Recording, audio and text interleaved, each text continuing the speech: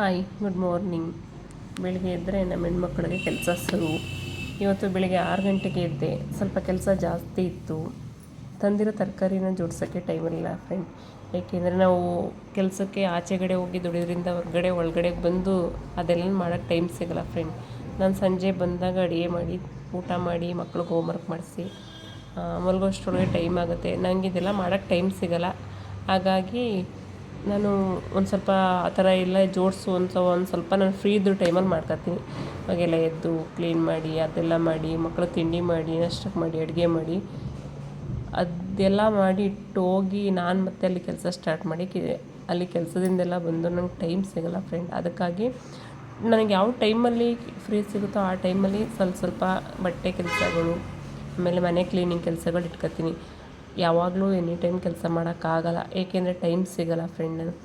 ಆಮೇಲೆ ಇನ್ನು ಈ ತಿಂಡಿ ಮಾಡೋದು, ಮಕ್ಳು ಕಾರ್ಮೆಂಟಿಗೆ ಕಳಿಸೋದು, ನಾನು ಕೆಲ್ಸಕ್ಕೆ ಹೋಗೋದು, ಇದೆಲ್ಲ ನಿಮ್ಗೆ ಗೊತ್ತೇ ಇರೋ ವಿಷಯ. ಆದರೆ ಏನಪ್ಪ ಅಂತಂದರೆ ಸಿಕ್ಕಿದ ಟೈಮಲ್ಲಿ ಕೆಲಸ ಮಾಡ್ಕೊಂಡು ಹೋಗೋದೆ. ಹೊರ್ಗಡೆ ದುಡಿಯೋ ಹೆಣ್ಮಕ್ಳಿಗೆ ಅಷ್ಟು ಸಾಮಾನ್ಯವಾಗಿ ಫ್ರೀ ಸಿಗೋಲ್ಲ ಫ್ರೆಂಡ್. ನನಗೆ ಸಿಗೋದು ವೀಕೆಂಡ್ ಒಂದು ರಜಾ. ಆ ವೀಕೆಂಡ್ ರಜದಲ್ಲಿ ನಾನು ನಮ್ಮ ಅಕ್ಕನವ್ರಿಗೆ ಹೋಗಬೇಕು ಒಂದೊಂದು ಸರಿ, ಇಲ್ಲಾಂದರೆ ನಮ್ಮ ತಂದೆ ಊರಿಗೇನೋ ಹೋಗ್ಬೇಕಿರುತ್ತೆ. ಅದರಲ್ಲೂ ಈ ಟೈಮಲ್ಲಂತೂ ಈಗಂತೂ ನನಗೆ ತಿಂಗಳಿಂದ ಫುಲ್ ಕೆಲಸ ಇತ್ತು.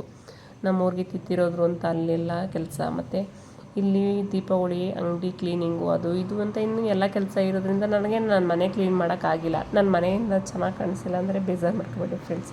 ಏಕೆಂದರೆ ನಂಗೆ ಟೈಮ್ ಇಲ್ದಿರೋ ಕಾರಣ ಈ ಸರಿ ದೀಪಾವಳಿ ಆದಮೇಲೆ ನಾನು ಇನ್ನೂ ಕ್ಲೀನಿಂಗ್ ಜಾಸ್ತಿ ಮಾಡಿಲ್ಲ. ಸಿಂಪಲಾಗಿ ಧೂಳು ತೆಕ್ಕೊಂಡು ಹಂಗೆ ಮನೆ ಕ್ಲೀನ್ ಮಾಡ್ಕೊಂಡಿದ್ದೀನಿ ಫ್ರೆಂಡ್ಸ್. ಅದೇ ಎತ್ತದು ಜೋಡಿಸೋ ಕೆಲಸ ಏನು ಮಾಡೋಕ್ಕಾಗಿಲ್ಲ ನನ್ನ ಕೈಲಿ. ಆದರೂ ನನಗೆ ಯಾವುದಾದ್ರು 2 ಡೇಸ್ ರಜೆ ಸಿಕ್ಕಿದಾಗ ಎಲ್ಲನೂ ಕ್ಲೀನ್ ಮಾಡಬೇಕು. ಅಲ್ಲಿ ತನಕ ನನ್ನ ಮಕ್ಕಳು ಸ್ವಲ್ಪ ಬಟ್ಟೆ ಗಿಟ್ಟೆಲ್ಲ ಮಡಿಸಿ ಕ್ಲೀನ್ ಮಾಡಿ ಅವರೇ ಎಲ್ಲ ರೆಡಿ ಮಾಡಿದ್ದಾರೆ ಫ್ರೆಂಡ್. ಏನು ಮಾಡ್ತೀರಾ, ನನ್ನ ಮಗಳು ಸ್ವಲ್ಪ ಎಲ್ಪ್ ಮಾಡ್ಕೊಡ್ತಾಳೆ ಫ್ರೆಂಡ್. ಪಾತ್ರೆ ತೊಳೆಯೋದು, ಬಟ್ಟೆ ಎಲ್ಲ ಮಡಿಸಿಡೋದು, ಈ ಥರ ಎಲ್ಪ್ ಮಾಡೋದ್ರಿಂದ ನನಗೊಂದು ಸ್ವಲ್ಪ ಕೆಲಸ ಈಸಿ ಆಗುತ್ತೆ ಫ್ರೆಂಡ್. ಆದರೂ ಒಂದು ಹೆಣ್ಮಕ್ಳು ಇರಬೇಕು ಮನೇಲಿ ಅಂತ ಆವಾಗ ಅನ್ಸೋದು. ನಾವು ಸಾಕಾಗಿ ಬಂದಾಗ ಅವ್ರು ಕಾಫಿ ಏನೋ ನೀರು ಮತ್ತು ಏನೋ ಸ್ವಲ್ಪ ರೈಸು ಗೀಸು ಏನೋ ಮಾಡಿ ಇಟ್ಟಿರ್ತಾಳೆ. ಅದರಿಂದ ಒಂದು ಸ್ವಲ್ಪ ಖುಷಿ ಸಿಗುತ್ತೆ ಫ್ರೆಂಡ್ಸ್. ಆದರೂ ಹೊರಗಡೆ ದುಡ್ದು ಮನೆ ಒಳಗಡೆನೂ ಮಾಡ್ತೀವಿ ಅಂದರೆ ತುಂಬ ಕಷ್ಟ ಇದೆ. ಏನೂ ಮಾಡೋಕ್ಕಾಗಲ್ಲ. ಜೀವನ ದುಡಿಬೇಕು, ಮಾಡಬೇಕು. ವಯಸ್ಸಿದ್ದಾಗ ಇಷ್ಟೆಲ್ಲ ಕೆಲಸ ಮುಗಿಸಿ ನಮ್ಮ ಹುಡುಗರು ಊರಿಗೆ ಹೋಗಬೇಕು ಅಮ್ಮನ ಹತ್ರ ಅಂತಂದರು.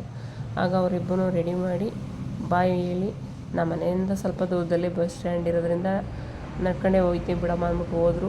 ಅವ್ರನ್ನ ಟಾಟಾ ಬಾಯ್ ಮಾಡಿ ಕಳಿಸ್ಬಿಟ್ಟು ಆ ಕಡೆಗೆ ಇನ್ನು ಈ ಕಡೆಗೆ ನಾನು ಬಂದು ತಿಂಡಿ ರೆಡಿ ಮಾಡಿ ನಾನು ಸ್ನಾನ ಮಾಡಿ ರೆಡಿಯಾಗಿ ಕೆಲಸ ಕಡೆಗೆ ಹೊರಟೆ. ಇನ್ನು ಇಲ್ಲಿ ಕೆಲಸ ಸ್ಟಾರ್ಟು. ಇಲ್ಲಿ ಬಂದರೆ ಇನ್ನು ಅಂಗಡಿ ಕ್ಲೀನಿಂಗು, ಪೂಜೆ ಅದು ಇದು ಎಲ್ಲ ಇರುತ್ತೆ. ಈಗ ಸದ್ಯಕ್ಕೆ ಮೊದಲು ಹೋಗ್ಬಿಟ್ಟು ನಮ್ಮ ಚಿಲ್ಲರೆ ಅಂಗಡಿ ಮಂಜಣ್ಣನಿಗೆ ಒಂದು ವಿಸಿಟು ಕೊಟ್ಟು ಹಾಯ್ ಅಂಕಲ್ ಅಂತೆ. ಗುಬ್ಬಿ ನೋಡಿದೆ, ಗುಬ್ಬಿ ಎಲ್ಲೂ ಕಾಣಿಸ್ಲಿಲ್ಲ. ಹಂಗಾಗಿ ಡೈರೆಕ್ಟಾಗಿ ಮಂಜಣ್ಣ ಹತ್ರನೇ ಹೋಗಿ ಹಾಯ್ ಮಂಜಣ್ಣ, ಕಾಫಿ ಕುಡಿದ್ರೆ ತಿಂಡಿ ತಿಂದ್ರೆ ಅಂತ ಅವ್ರಿಗೊಂದು ವಿಸಿಟ್ ಹೇಳಿ ಹಾಯ್ ಹೇಳಿ, ಇನ್ನು ನಮ್ಮ ಪಕ್ಕದ ಅಂಗಡೀಲಿ ನಮ್ಮ ಬಿಲ್ಡಿಂಗ್ ಓನರ್ ಇದ್ದಾರೆ, ಅವ್ರಿಗೊಂದು ಹಾಯ್ ಅಂಕಲ್ ಅಂತ ಹೇಳಿ ಈ ಕಡೆ ಬಂದೆ. ಮತ್ತು ಮಣಿಯಮ್ಮವ್ರು ಸಿಕ್ಕಿದ್ರು. ನಮ್ಮ ಹಣ್ಣಿನ ವ್ಯಾಪಾರಿ ಮಣಿಯಮ್ಮವ್ರ ಜೊತೆಲಿ ಒಂದು ಬೈಟು ಟೀ ಕುಡಿದು ಒಂದು 5 ನಿಮಿಷ ರೆಸ್ಟ್ ತಗೊಂಡು ಆಮೇಲೆ ಅಂಗಡಿ ಕ್ಲೀನಿಂಗು ಕೆಲಸ ಮುಗೀತು. ಅಷ್ಟರೊಳಗೆ ನಮ್ಮ ಗುಬ್ಬಿ ಎಂಟ್ರಿ. ನನ್ನನ್ನು ಮಾತಾಡಿಸಿಲ್ಲ, ಇವತ್ತು ನನಗೆ ವೀಡಿಯೋ ಮಾಡಿಲ್ಲ, ಯಾಕೆ ಆಂಟಿ ಅಂದ್ಬಿಟ್ಟು ನನ್ನ ಹತ್ರ ವಾಪಸ್ ಬಂದವಳೆ. ನಾನು ಸದ್ಯ ಅಂಗಡಿ ಕ್ಲೀನ್ ಮಾಡಿ ಎಲ್ಲ ರೆಡಿ ಪೂಜೆ ಎಲ್ಲ ಮುಗಿಸಿ ಕೂತಿರುವಾಗ ಅವಳು ಬಂದು ಅವಳೊಂದಿಗೆ ಒಂದು ಸಣ್ಣದಾಗಿ ವೀಡಿಯೋ ಮಾಡ್ಕೊಂಡು ಆಟ ಆಡಿಸ್ದೆ. ತುಂಬ ಹೊತ್ತು ಚೆನ್ನಾಗಿ ಆಟ ಆಡಿದ್ಲು ಫ್ರೆಂಡ್. 1 ವರ್ಷದ ಮೇಲೆ 2 ತಿಂಗಳು ಮಗು, ಆದರೂ ತುಂಬ ಚೆನ್ನಾಗಿ ಆಟ ಆಡುತ್ತೆ ಫ್ರೆಂಡ್. ಅದಕ್ಕೆ ಎಷ್ಟು ಬುದ್ಧಿ ಇದೆ ಅಂದರೆ ಈ ವಯಸ್ಸಿಗೆ ತುಂಬ ನೀಟಾಗಿ ಎಲ್ಲ ಮಾತಾಡೋದು, ಅಷ್ಟು ಚೆನ್ನಾಗಿ ಆಟ ಆಡೋದು, ಅದನ್ನು ಒಂದು ಟೈಮ್ ಪಾಸ್ ಮಾಡಿದ್ರೆ ತುಂಬ ಖುಷಿ ಕೊಡುತ್ತೆ ಫ್ರೆಂಡ್. ನನಗೆ ಈ ಗಿರಾಕಿ ಇಲ್ಲ ಅಂತ ಬೇಜಾರಿದ್ದಾಗ ಅವಳು ಆ ಟೈಮ್ಗೆ ಬಂದು ನಮಗೆ ಎಂಟರ್ಟೈನ್ಮೆಂಟ್ ಕೊಡ್ತಾಳೆ. ತುಂಬ ಖುಷಿ ಆಗುತ್ತೆ. ಅವಳೊಂದಿಗೆ ಆಡಿ ಒಂದು ಸ್ವಲ್ಪ ಹೊತ್ತು ಟೈಮ್ ಪಾಸ್ ಮಾಡ್ತೀವಿ. ಆಮೇಲೆ ಮಾಮೂಲಿ ಗಿರಾಕಿಗಳು ಬಂದಾಗ ಅವಳ ಕಡೆ ಸ್ವಲ್ಪ ಹೋಯ್ತದೆ ಇಂಟ್ರೆಸ್ಟು. ಮತ್ತು ಅವಳು ಯಾರು ಇಲ್ಲದಾಗ ಅವಳನ್ನು ಕರ್ಕೊಂಬಂದು ಆಟ ಆಡಿಸೋದು, ಅವಳ ಜೊತೆಲೆ ಎಂಜಾಯ್ ಮಾಡೋದು, ಈ ಥರ ದಿನಗಳು ಹೇಗೋ ಹೋಗ್ತಾಯಿದೆ ಫ್ರೆಂಡ್. ಅದು ಸೀಸನ್ ಬರೋ ಗಂಟೆ ನಮಗೆ ತಪ್ಪಿದೆಯಲ್ಲ.